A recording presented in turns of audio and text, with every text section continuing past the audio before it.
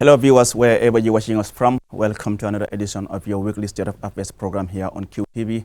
I am your host, Aliou Cisse, and today we are looking at a very topical issue as far as Gambia is concerned at the moment. We could all remember sometime back in November last year during the budget session, we had the National Assembly actually making some amendments to that budget and allocating a whopping $54.4 million as loan to itself. And then during that session, we had the mover of that motion, Yakumba Jaite, a limited member, arguing that it was important that the MPs allocate this money to them because, as she puts it, these are benefits that we are trying to get here. This is a law. We are making law here. We can make it now, and it becomes a law.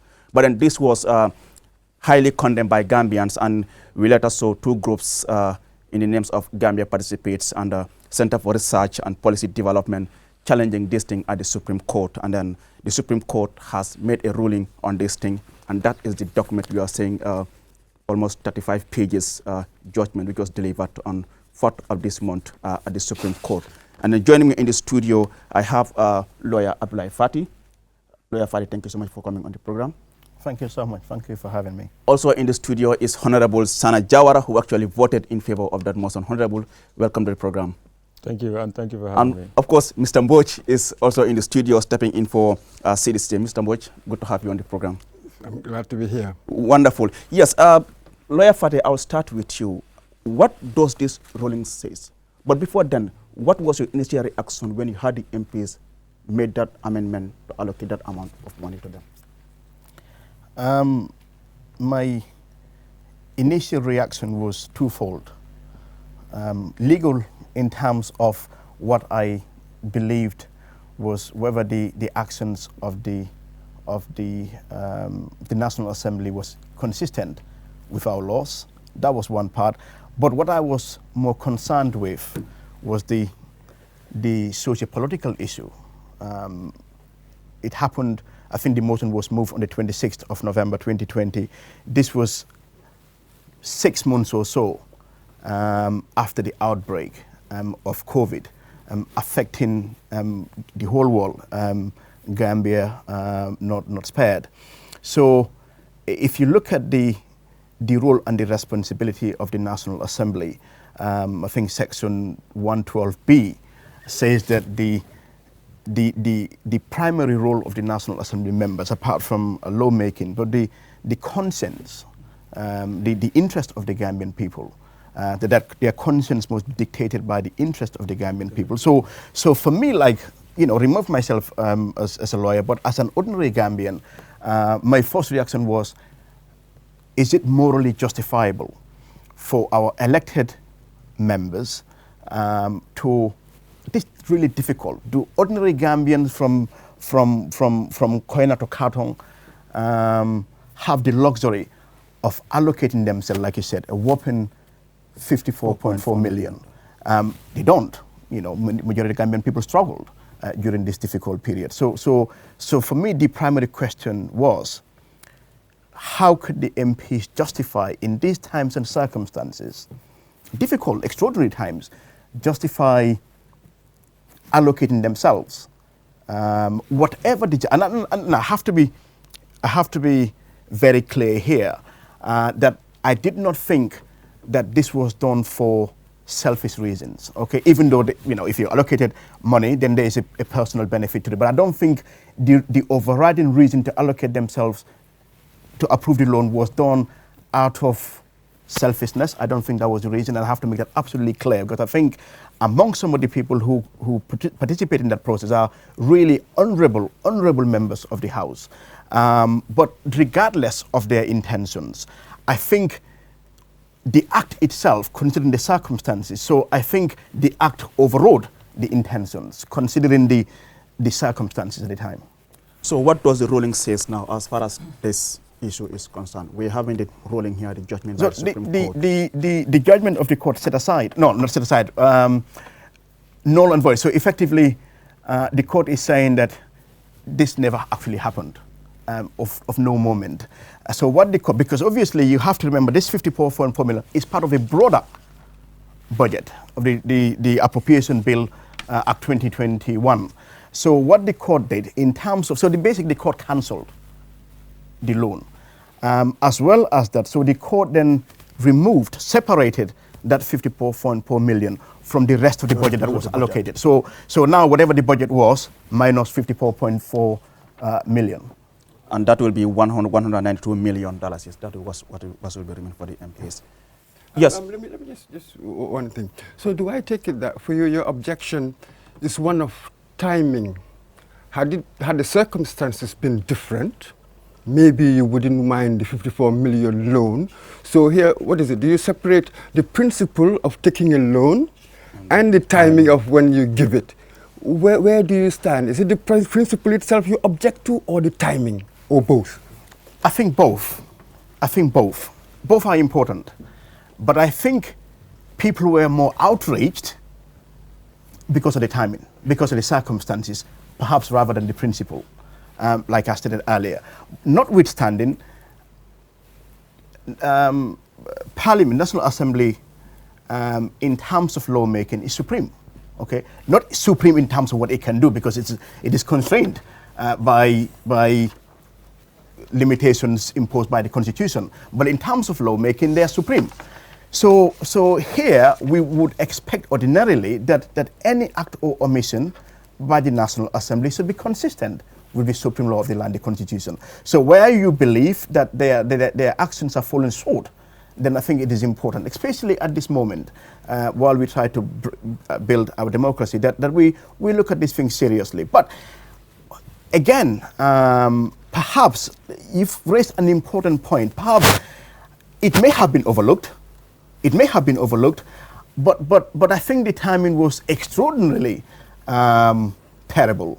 I think the timing, considering when Gambians were just trying to find their feet, people were trying to deal with the impact of COVID, and then you hear in the news that our lawmakers have decided conveniently to give themselves regardless. And then you said one more thing, just one more thing before we go over there. You said that you didn't think that they were selfish. Yeah. Any ideas why they did? The court in itself, in the decision, said, firstly, that there was no evidence of bad faith. Okay, there was no evidence of bad faith. But let's even separate the issue of the law here. I know Honorable Yakumba Jaite very well. And I think, just like Honorable Jawara here, not because, but I think these are the bright stars of our National Assembly. And I think they've worked, and several other individuals as well, have worked tirelessly to make sure that the current National Assembly is completely different from the one that we had on the Jammeh. Timeless sacrifices and really making sure laws are enacted that correspond with our aspirations as a new democracy. So they may have been overreaching, but I do not think selfishness was one part of it. Yes, thank you very much, Lawyer Fati. Well, I'll come to Honorable now. Honorable, you were among the MPs that actually voted in favor of this motion moved by your colleague, Honorable Yakumba Jaite. What was your reaction when you had this judgment by the Supreme Court? But before then, how will you justify voting in favor of such a motion at the Parliament? Thank you very much, and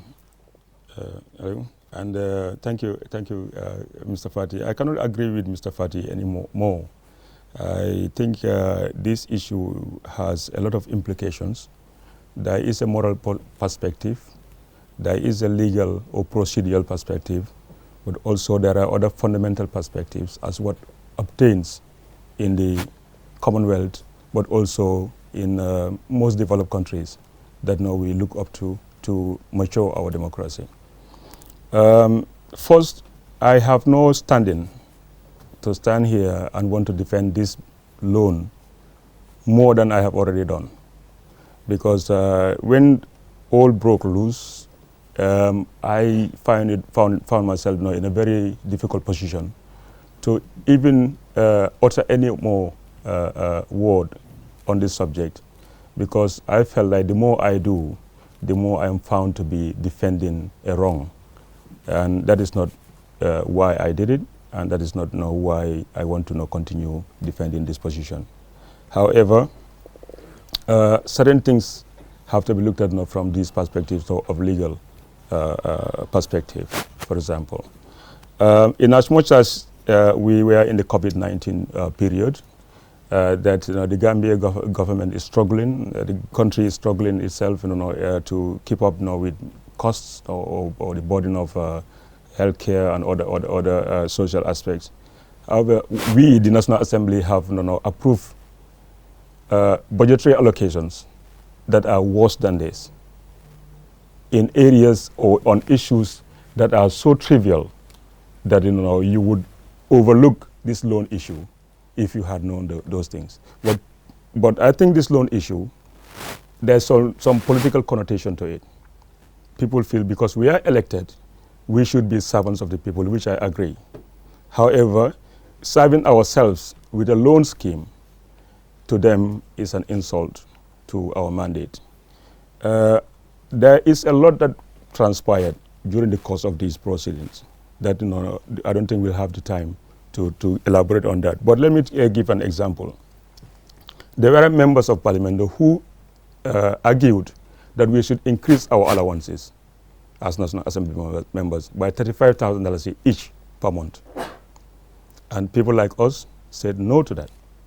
We would definitely not support that discussion from that caucus moving forward. We ended up now with this loan scheme. And let's put in perspective here. A loan is not free money. It is a borrowing that is going to be paid back in full plus interest. So $54.4 million will be transformed into almost $57 million to be refunded back to the same pot that is taken from. How and why, those were not discussed, because it's just an allocation in the budget. The remaining of the regulations and the protocol will be discussed later. And until then, this money cannot be touched. And this thing happened in 2020. This budget, when it came, the draft of the 2020, there was no constituency development fund. But at this same stage, when we included this particular budget line, in this 2020 budget, we included the constituency development fund, and there was no dispute. That's the 2021. That was the 2020. 2020, okay. Yeah, if you look at it, you'll see that constituency development fund for National Assembly members was not in the draft that was presented by the minister. However, we at the committee stage included that in, but the minister, nobody raised a finger or raised an eyebrow over it. But because of this loan thing is towards the National Assembly members themselves, particularly, it raised eyebrows, and there was a political brouhaha that we couldn't sustain. You cannot be in a glass house and afford stones. So I thought it's best we just concede, apologize to the people, and just let go. But are you in any way disappointed with the ruling, the judgment? No. Far from that. I do not agree with the ruling, but I respect it. And I think this is a very good opportunity for people in the academia, people in the legal fraternity, and people who are in politics to take learning to learn something from this ruling. This is only strengthening our democracy. National Assembly doesn't have to have the known or unrestricted prerogative of how they pass laws. We should be checked, and this is what has happened. Whether right or wrong, or from my point of view, is irrelevant. What is more important is the Supreme Court today have made an interpretation on what National Assembly can do during budget sessions and what they cannot do. Well, before we come back to that, let me just ask this question. After considering all what has transpired, do you in any way regret voting in favor of that loan? No, I think you did mention here the timing is wrong. If we had done this 5 years ago, or if we had done this this year, which we will do again this year, people will understand that it's not selfish, because the other fundamental issue perspective that I wanted to talk about now is what you have just brought me to. Across the world, you have three arms of government in our type of democracy. You have the executive, you have the judicature, and you have the legislature. Why is it that the legislature is always the weakest? And they have the oversight role. The executive, if gone unchecked, can abuse people left, right, and center. The judiciary would never intervene in that abuse because it's not their role to hold the executive accountable.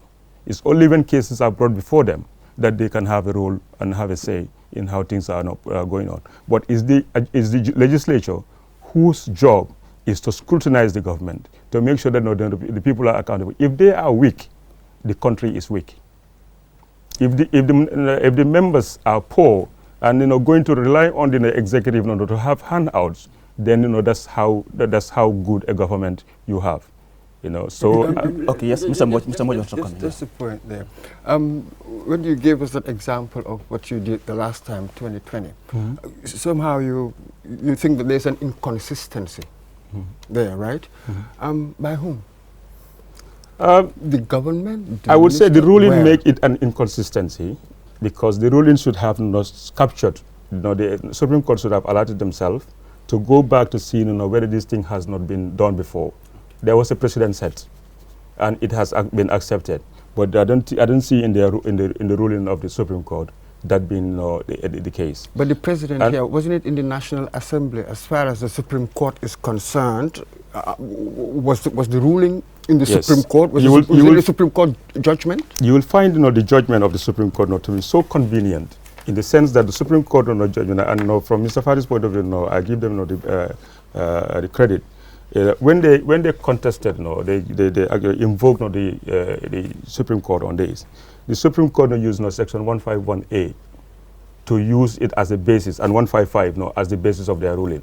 However, Section 151A is talking about consideration and approval, but they left the consideration bit of that particular provision and just debated on, or I would say, when fishing on the approval aspect of it. If you look at the consideration aspect of it, which would now take the Supreme Court from its comfort and take it to the standing orders, which our standing orders cannot be subjected to any courts, to any court. They cannot take us to the Supreme Court. And that's the revised standing orders. That's the revised standing order. And Section 108 of the Constitution will tell you our own internal procedures cannot be subject to any court. No judicial review. No. So if the Supreme Court actually consider the consideration on that particular provision of Section 151A, they will not find themselves not to be trapped. So therefore, they conveniently gave themselves the other power of of interpreting the approval aspect of it. Yes. Thank you so much, Honorable. Lawyer Fatih, from what you have heard from Honorable Jawara, do you think this ruling has in any way compromised the independence of the legislature, or it has strengthened the separation of powers? I think it has strengthened the principle of the separation of powers, really, because I was in court. I happened to be involved in this matter. Although I'm not taking any credit, I think credit is due to Senior Counsel Awachise Sabali. My role was very remote and minor, but I acted for Activista de Gambia and Transparency International as amicus. But our whole premise, we touched on the Constitution, but our whole premise was actually based on international norms, international best practices. So we looked at, for example, the high-level principles adopted by the General Assembly when they passed a resolution in terms of, and this dealing with public officials, in particular members of parliament, when it comes to money, finances, and stuff like that. And the principle is that they must at all times make sure whatever they do is not in conflict of interest. Kind of thing. But we looked at several others, loan schemes for MPs in Kenya. But the ruling actually made it here, and I'll come back to your question. The ruling actually made it very clear. The ruling is not saying that MPs are not entitled or support staff. It's just saying that the procedure adopted here was inconsistent with our laws. But in terms of I think this ruling, because I was in court when Justice Jane said the word that he was severing and striking out the 54.4 million from the rest of the budget, I had goosebumps. I thought this was an emphatic demonstration of the principle of separation. And looking at our history, Supreme Court, 5 judges. Yeah, five judges, unless I'm mistaken. Then you look at, 5 judges. Then you look at members of parliament, elected officials, barring 5 that were nominated. You've got 5 unelected officials reversing the decision of elected officials. But that's important because that is the whole premise of the separation of powers. Political accountability that Honorable Jawara mentioned, they have the power to summon the president via the vice president and ministers to appear and explain themselves in terms of their decision making. The courts, in terms of their exercise of legal checks and balances, in stuff like this, at a judicial review or when matters are brought before the courts. So if you look at the decision of the Yakumba Jete issue, that was a decision taken by the president to seek to revoke, and the court disagreed. That was huge. This one, you have the other arm of the government taking a decision that was voted by a majority. And you've got 5 individuals saying that we disagree and we're reversing your decision. But that is the beauty. We may disagree, but that is the beauty of the separation of power. So either we have that or we have a dictatorship. And I think it's better we have a system where we may disagree sometimes, but we know we operate in a system which functions based on mutual respect and well-established principles. But this is it. So there it seems you've raised the question of sovereignty. Mm-hmm. You know, when we did government back in the 80s, we were told about parliamentary sovereignty, as in the British system. Mm-hmm. But again, you contrast that with the American system, where sovereignty really is so much, it's sort of like in the Constitution, mm-hmm. in the courts. So this is it. With us, where does sovereignty lie? You've a fundamental question, and I think Honorable Jawara alluded to this. Mm-hmm. I actually tweeted about this last week, and Dr. Satang Nabane, and I said we need to look at this maybe for academics or people who are interested in the issue of constitutionalism. But the British parliamentary system, Parliament's powers are, sovereign, almost absolute, not absolute, but in Gambia. This is very theoretical and academic, but Parliament's powers, so far as lawmaking is concerned, they are sovereign and supreme. But the supremacy of Parliament, and this is the academic part, it's constrained by the Constitution. Section 4 of the Constitution is supreme. So any act or omission, any law that they pass or failure to act, as long as it is inconsistent with any provision of the Constitution, to the extent of that inconsistency, is null and void. So that means they have the latitude to enact laws as they wish. But any law that they enact, so long as those laws are, even if inconsistent, one provision of the Constitution, the extent of the inconsistency will be null and void. So the whole idea of parliamentary supremacy in our context, would probably require strong academic engagement, critical analysis of this issue, to compare and contrast ours with the British system and the American system and how it operates in other parts of the Commonwealth. But I think that's more theoretical and academic. And from what you said, I think here you're talking about constitutional sovereignty. Yeah, I think so.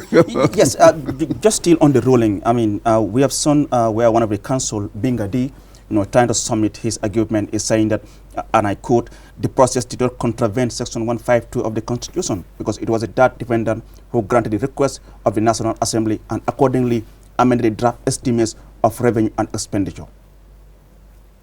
Yeah, so I was in court when Binga was making this. So Binga effectively was saying there was nothing wrong with the budget, the loan, because the MPs simply expressed their intention and the change was actually done by the minister, and therefore that was consistent with the law. It is important we know that according to our constitution, the power to prepare and lay budget before the National Assembly is vested in the President via the Minister for Finance. And that again takes us back to the principle of separation of powers. So that is vested in the executive. They lay before the National Assembly in its capacity to scrutinize. But the issue here again for its consideration and approval. Our Chisabali argued in court that consideration and approval means there is a mandatory obligation on the state, on the National Assembly to basically approve that they cannot interfere. But again, Section 101 gives you powers to amend, unless I am mistaken, introduce amendments and stuff like that. But what is key here in terms of the argument by Binga that this was done by the minister, but coming out of it in terms of our analysis, for Gambian people to understand this, the law is saying that it is the role of the President or the executive to look at everything in terms of budget and present for our National Assembly members to go through and approve. It is not for them to now dip their hands and say this is how. But again, there are other issues, and I don't think this will have had any impact on the psyche of our judges. But again, it may have done. I don't think it would have. But judiciary's budget, which doesn't go to the executive, I think the judiciary submitted to the National Assembly in terms of judiciary being a separate arm of government. But the judiciary's budget was significantly cut. So when we complain about cases being slow, matters dragging, not enough courts, not enough vehicles for magistrates and judges and support staff, not even computers and stuff like that. So you have the same judges, because I attended a workshop when certain judges, when these members of the Speaker was there and the Secretary General Office of the President or the Deputy Secretary General, and the issue came up. It was heated. Even some judges were kind of outraged, and this was mentioned. But us here at the judiciary, we need this money to work properly, and you slice our budget and you give it to yourself. So you can understand how this may subconsciously impact. Right. Just mentioned something fascinating. Just Honorable, you wanted to say something? Yes. Listening to Mr. Fati, and what the question Mr. Mboj, posed about the supreme power and all that, it gives me a wider horizon onto these issues.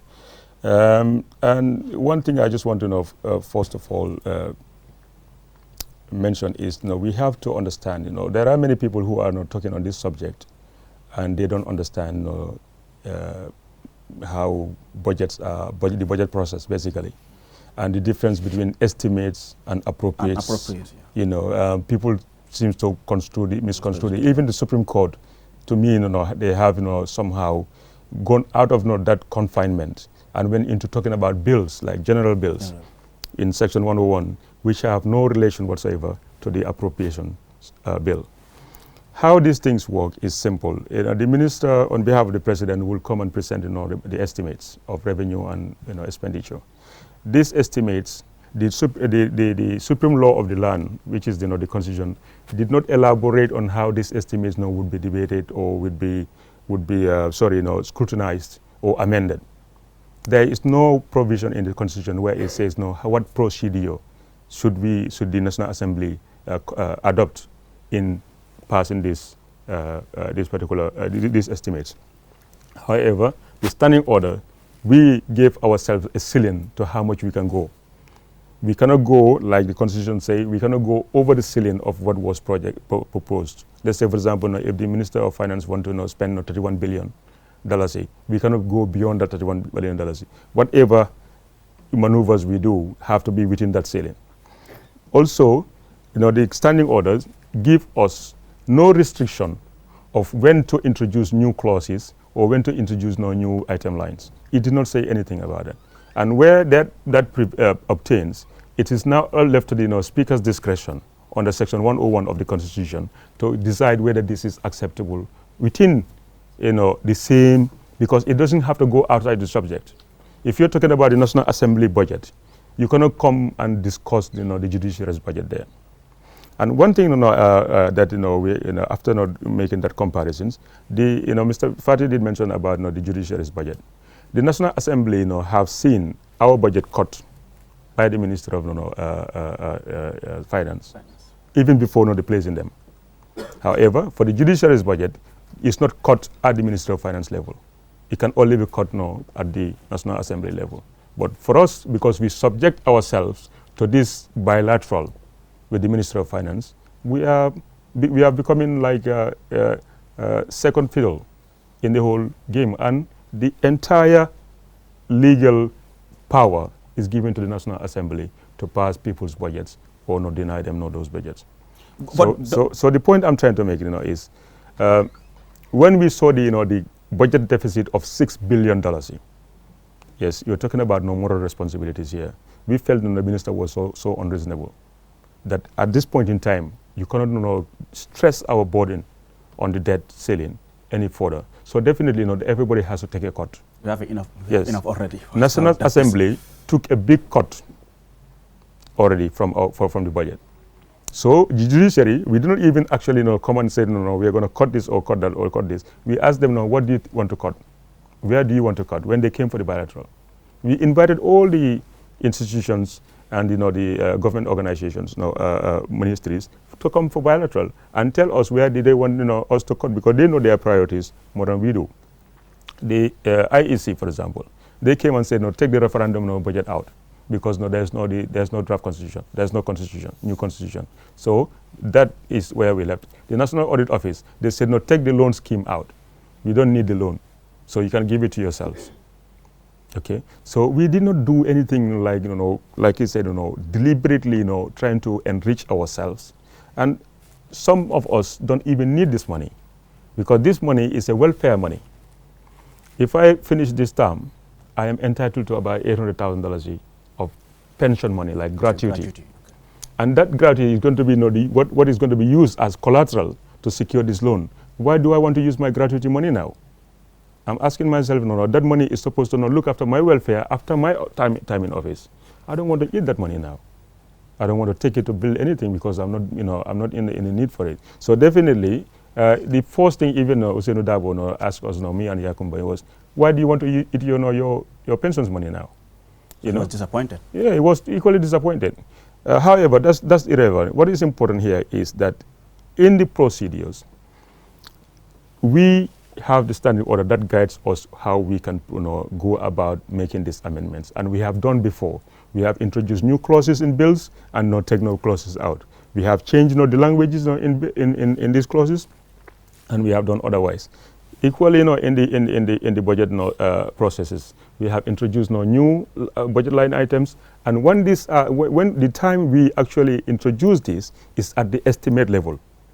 Those estimates are given to the Minister of Finance, and he's gone away with it. So what we have actually proposed for him now is up to him to go and develop the policies of procedure, how members can access these loans, to come and if he cannot do it, he might come back and say, no, I'm not going to put in the appropriation bill, because we have not finished doing that work.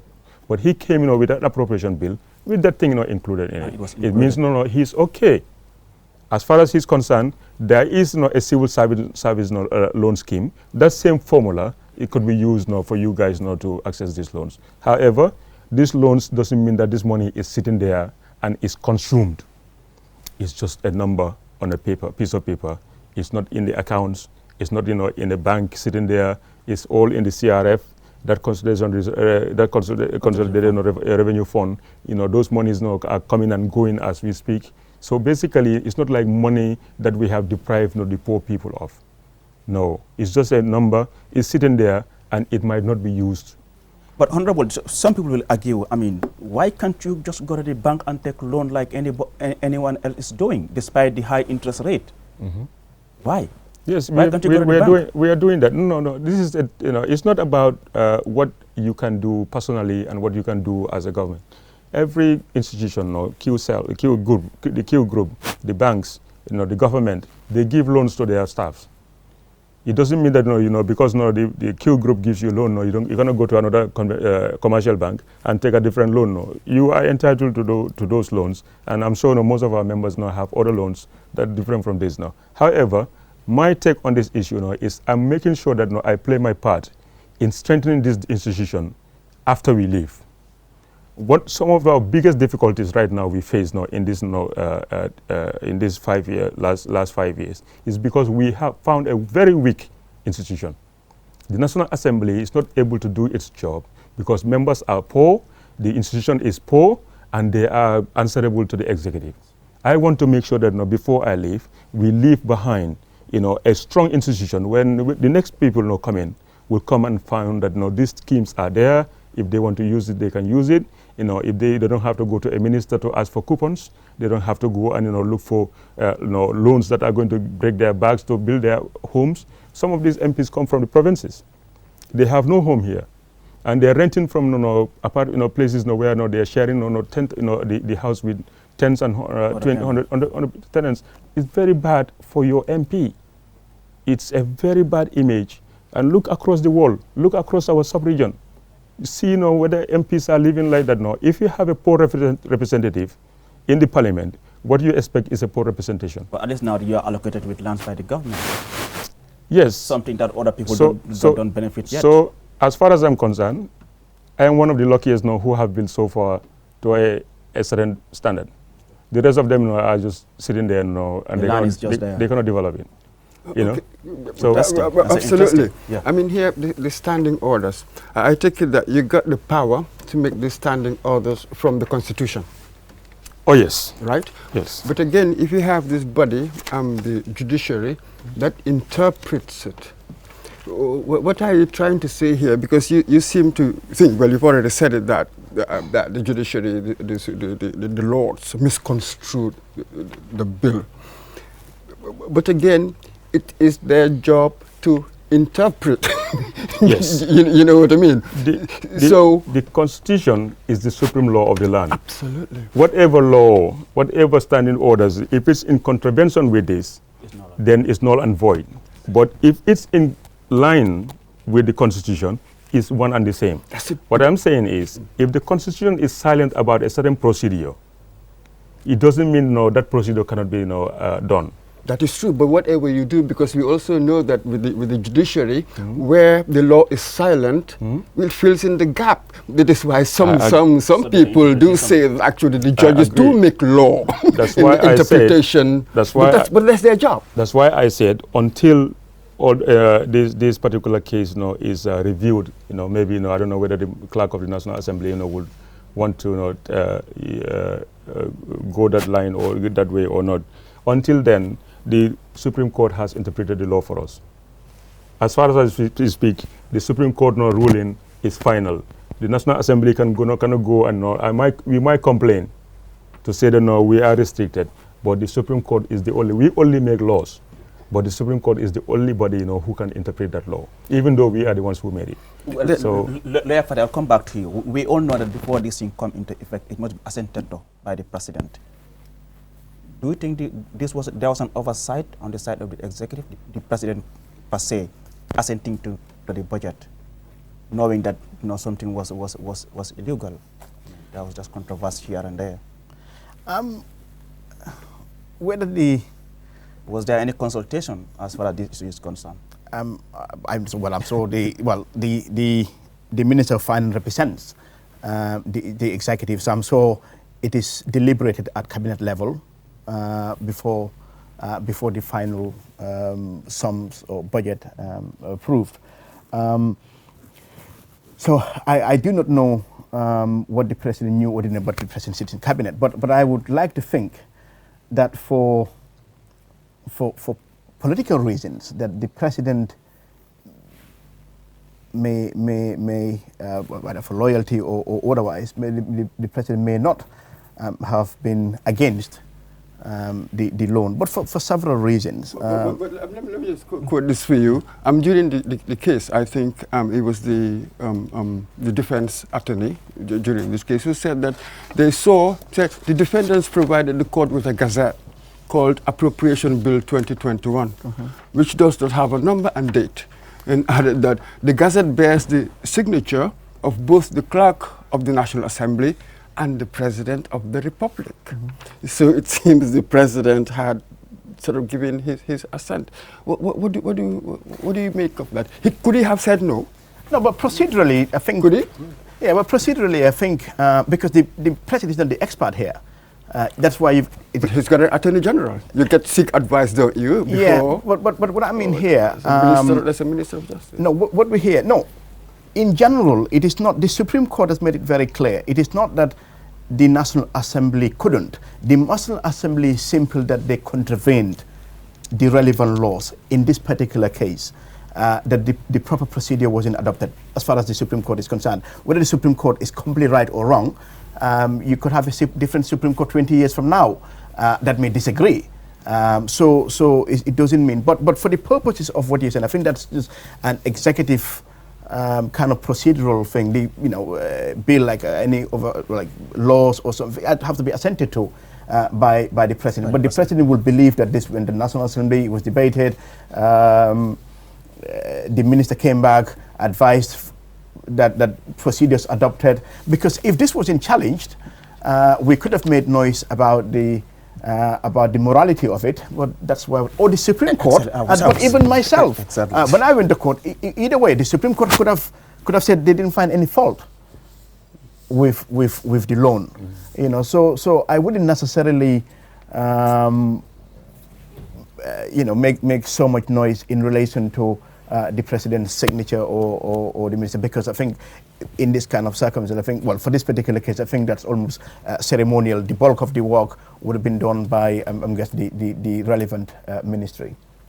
Honorable, the reputation of the National Assembly seems to be questioned as we speak. Remember, some years ago, your parliament also received vehicles from an anonymous donor that also is pending there. You never questioned, the source of those vehicles, and now this thing also has come into play. Do you think the reputation of the parliament is in a way at stake? I think I'm going to spend my lifetime, explaining this vehicle issue. No, I'm just trying to, No, I understand. The way let me give you my perspective of it, so that that way, you understand where I'm coming from and why, we received these vehicles and how we received them. The Gambia in 2017, was open to the world as the new baby. Everybody wanted to help the Gambia, both bilateral, multilateral, individuals, even your boss, the Q Group. We are very much ready to work with the government, give them anything that they can give away, give out, to make sure that we have a different trajectory. Now, we came, and took over from a parliament, the fourth legislature, which the members don't even, their salary is so poor. There's no institutional memory, none of the committees, most of the committees, apart from FPAC, I think, there were no other committees that were functioning, especially some of the committees that I am in, the security committees. No performance outside the plenary. Okay, so we came, and for a change, we thought National Assembly members need vehicles for them to be able to do not their, lawmaking part of their mandate, but also their representative part of the mandate. Going back to their constituencies, go and see their people. So we agreed to put $84 million in the budget, and the minister then Minister of Finance, Amadou Sane, said no, we cannot afford that. He said, no, why not we agree, with, let's say, the people who supply vehicles, I don't know, TK Motors and the Espas and all that, to see whether we can have, a payment plan. In the next 3 years, you can just budget, 20, maybe something like that, but they will supply you all the vehicles now. But then, news came to say that, no, there is a philanthropist who have vouched, promised, to give the Gambia government, 60 vehicles for the legislature. This was a very big issue. People were like, questioning whether we are going to be compromised. People are questioning, how credible is that, as an institution like, the National Assembly. And we understand, But let me tell you, the first vehicles that came, I think, they came in 2 lots. The first ones that came, myself and Honorable Sidi Ajata were the ones, at the Sheraton Hotel. We were having a meeting there. And he was the one who's even telling me that we can go and pick the first lot. You guys can use until the next lot come. I can wait. I said to him that I can also wait. I have my own car. Okay? But at that time, there was no political connotation to this. Okay. It was seen as to be, somebody, who is a friend of the Gambia, supporting the government. It has to come through the president, no problem. It doesn't mean that, he's buying us or he's actually, bribing us or anything like that. Okay. When the vehicles came, the president wanted to give us the vehicles directly. The National Assembly authority, denied them. Said, no, you have to hand it over to the government, and the government, gives it to the National Assembly, and we will give it to the seats of the National Assembly members. So the vehicle is an Upper Flood West vehicle, not a Sana Jawara vehicle. It's not my car. Once I finish my term, the next occupant is the one who's going to use this vehicle. So it's the National Assembly, and in the insurances, on all the documents of the vehicle, is the National Assembly of the Republic of the Gambia. So therefore, I think that answers your question as to how I view this vehicle issue. Now, if at all there is a political, connotation to say, people, taking capital out of it, I leave it to their own opinion. The other question that you asked me was about if this National Assembly is compromised. No, we are just weak. We are just weak, and I've been airing this now every time I go, everywhere I go. We have to understand that the National Assembly of the Gambia is in the interest of the citizens to make sure that they are strong. But why is it weak? I gave you the brief history of the National Assembly prior to our coming. The members there had actually it was a rubber stamp National Assembly. We came in, I want to change that trajectory to make sure that we are an independent, stand-alone, autonomous institution will stand and make sure that we hold the executive accountable. We failed. When my party had the majority of the House, that did not show. It did not manifest.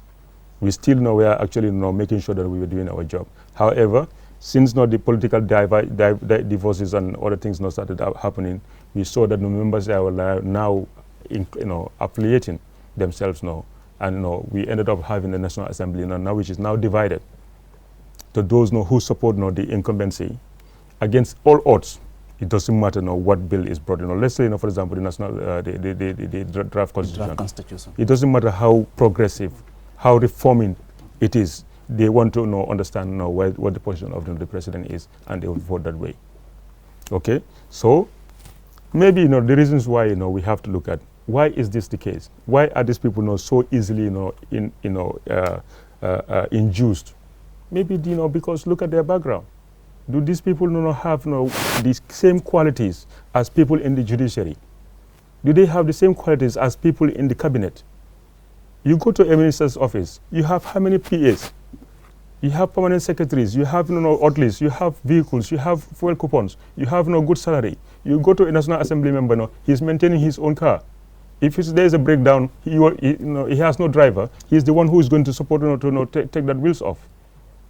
It's not good for the National Assembly member, but it's also not good for you, because your rights will be abused, and he has no power to defend your rights. So that's my Mr. Bosch, do you have any question for Mr. Fati? It seems we're running out of time now. Yes, we're coming towards the end. So you just one more. You seem sort of aggrieved in the sense that the National Assembly, compared to other institutions, there isn't, you're not getting much. You cannot compare us to the judiciary. You cannot compare us to the executive in terms of substance. And until people like Fati, people like use yourself come in that parliament, we're going to have the same problem moving forward. Lawyer Fati, are you surprised from what you have heard from Honorable Jawara? No, I'm really sympathetic to his position, what he is saying, and I believe, in as much as I disagreed with the loan, in principle, in law I completely disagreed, but that's why I said I do not think it was for selfish reasons. I think there are certain members who voted who didn't particularly need the money, but I think they were doing it for the integrity and the welfare of some of their colleagues. And it is a fact. It really is a fact. In some advanced countries, you have people going into politics, going into parliament, already well-established businessmen, okay, with some degree of wealth and finance behind them. You know, we shouldn't fool ourselves. We have a National Assembly where some were struggling to make daily ends meet, and now all of a sudden they are National Assembly members. So in such circumstances, sometimes, unless the institution is properly strengthened, you have underlined. So if somebody, although some of these problems are, when I was a magistrate as well, you know, our vehicles will break down and I have to use my own. I actually use public transport, but again, it is bad for these institutions. It is really bad for these institutions. So I think going forward there are improvements, but I think the National Assembly is strengthened. It is a very, very important institution within the separation with the judiciary and the executive, and the weaker the National Assembly you have, the weaker its role will be in the maintenance of lawmaking and playing its oversight role. Absolutely, and this brings us straight, earlier on you keep on using these political connotations. In this instance, what do you mean by the political connotations? And if you can just summarize it. Oh yeah, so quickly, basically, this loan scheme is seen from a political point of view that members are trying to enrich themselves against the people they represent. So basically, that's not why I supported the bill. I supported the bill not solely because I want to see a strengthen members of parliament, strengthen institution to make sure that we can equitably contribute to national development. So I'm saying some people took this home, running home with it because it does mean a lot of political noise, and they would actually trying to identify members to onto what party they belong to. Why they supported this is because that party's view is what they represented in the decision making. No, I'm just saying this decision was made across party lines, and we all passed it in the first day. It was the second time we came, and the honourable member for Serekunda had a change of mind. So the first reading, everybody passed. So we came in, and his conscience, as per section 155, and what the ruling of the Supreme Court says. That he thought, maybe, the procedurally, we have not done the right thing. So maybe he went back, he looked at it, and he realized it was a mistake. Yes. But that was a good thing. I mean, if you decide one thing, and then you know what the facts are, then you change. Yeah. Like I said. Yes. And anyway. finally, Honorable, do you think people should vote this legislature back into office? We will be doing ourselves no justice to vote this same set back. To be honest with you, I'm not. I mean, we want to know educated people. Who, like, if I say people like you, I'm saying people who are exposed when they got the qualifications, not because of, you went to, like I was saying, go to the National Assembly, look at the composition of the members, go to the judiciary, look at the composition of the members, go to the executive, look at the composition, and see whether you can actually say these people are balanced. Well, most of us who go to the parliament every day through coverage, we can tell. No, they have good intentions, exactly. But they are not qualified. We are not qualified. Let me put myself in that. So, your final words? My final words will be in relation to the decision of the court itself. Again, it is really, really good for our democracy. All right, thank you so much, Lawyer Fati. Well, viewers, with that, we complete this edition of the State of Affairs. I was your host, Aliou Cissé, with my co-host, Modou Mbodj, who is stepping in for CD Cissé. And our guests tonight were Honorable Sana Jawara and Lawyer Abdoulaye Fati. We were discussing about the issue of the Supreme Court judgment on the loans allocated to the National Assembly members. Well, viewers, with that, we complete this program. Thank you so much for watching.